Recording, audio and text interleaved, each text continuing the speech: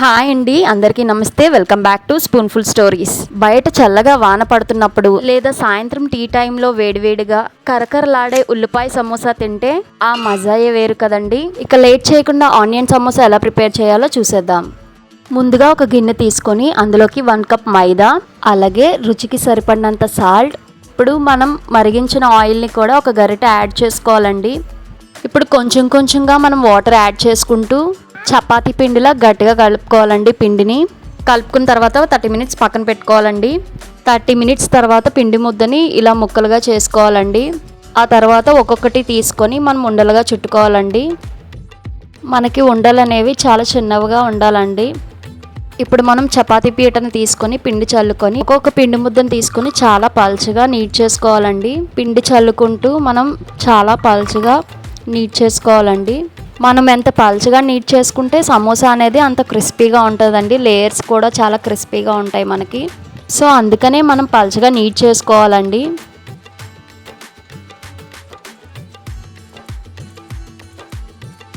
ఇలా అన్నీ చేసుకున్న తర్వాత మనం పక్కకు పెట్టుకోవాలండి. మనం స్టవ్ వెలిగించుకొని ప్యాన్ పెట్టుకొని హై ఫ్లేమ్లో పెట్టుకోవాలండి. ఇది బాగా వేడైన తర్వాత ఒక్కొక్క చపాతీలని జస్ట్ ఒక 10 మినిట్స్ కాలుస్తే సరిపోతుంది. అటు ఇటు తిప్పుకుంటూ కాల్చుకుంటే సరిపోతుందండి. ఇలా మిగతా వాటిని కూడా కాల్చుకొని పక్కకు తీసుకోవాలండి. ఇప్పుడు అన్నిటినీ తీసుకొని మనం అంచుల్ని కట్ చేసుకొని చూడండి, నేను చూపిస్తున్న విధంగా కట్ చేసుకోవాలండి. ఇలా రెక్టాంగులర్ షేప్ వచ్చేలాగా కట్ చేసుకోవాలండి. మనం ఎడ్జెస్ని అలా పారేయకుండా మనం ఫ్రై చేసుకోవచ్చండి. ఫ్రై చేసుకుంటే చిప్స్లా బాగుంటాయండి. చూసారు కదండి మనకి సమోసా షీట్స్ అనేవి ఎలా రెడీ అయ్యాయో.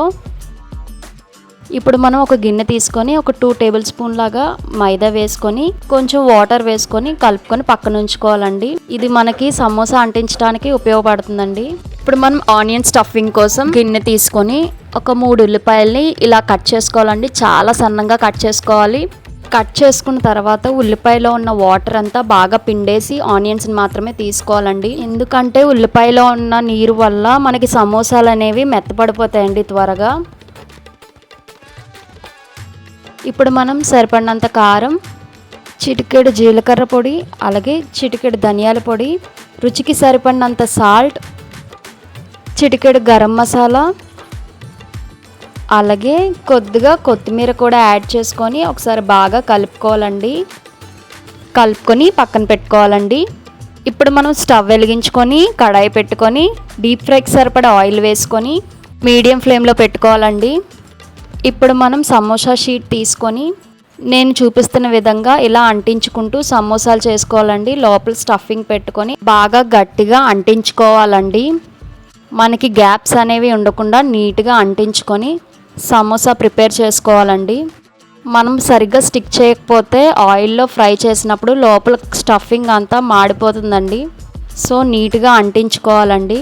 ఇప్పుడు మనం సమోసాలు అన్నిటినీ కూడా ఒక్కొక్కటిగా ఆయిల్లో వేసుకొని ఫ్రై చేసుకోవాలండి. Medium flame to high flame మార్చుకుంటూ మనం గోల్డెన్ బ్రౌన్ వచ్చేంత వరకు ఫ్రై చేసుకోవాలండి.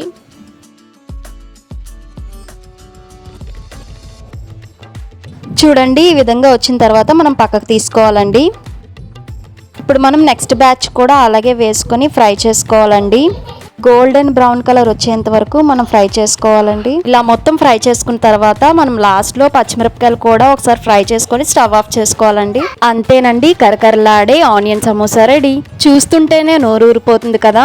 మరి మీరు కూడా ఈ టిప్స్ ఫాలో అవుతూ ఇంట్లో ట్రై చేసి మీకు ఎలా కుదిరిందో కమెంట్ సెక్షన్లో చెప్పండి. ఈ వీడియో కనుక మీకు నచ్చినట్లయితే లైక్ చేసి అలాగే మీ ఫ్రెండ్స్ అండ్ ఫ్యామిలీకి షేర్ చేయండి. అలాగే మన స్పూన్ఫుల్ స్టోరీస్ ఛానల్ని సబ్స్క్రైబ్ చేసుకోవడం అసలు మర్చిపోకండి. Thanks for watching. Bye bye.